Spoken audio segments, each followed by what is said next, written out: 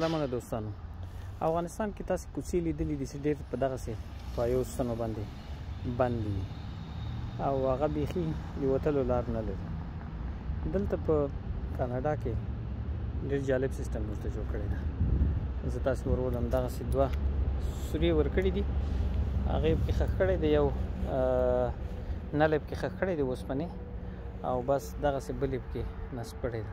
که چېرته ضرورت شي مثلا غواړي لاره خلاصه کړي سره چې موټر دننه سي، دغسې د دواړو پایې باسي ځینې او بېرته یې راوړي پکې نصبوي. هلته زنځیر کیړه هم لري.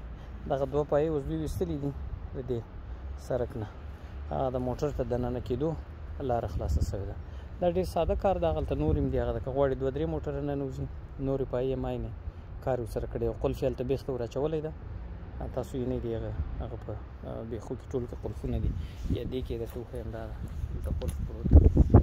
نو دا کار افغانستان کې متاسفانه ډېر ساده کار ده، چا ورته فکر نه ده. کوڅې او لارې ټولې پوره بندې دي او یا یې زنځیر پکې راکش کړی دی، دې دپاره چې موټر ورننوځي او هغه زنځیر بس خلاصوه او کش کوه. خو دا ډېر ساده کار دی. دا داسې پایپ کې کېږده، موټر هغه ده نه شي ننوتلی. یو قلف داسې خلاص که هغه ده لاره ازادېږي.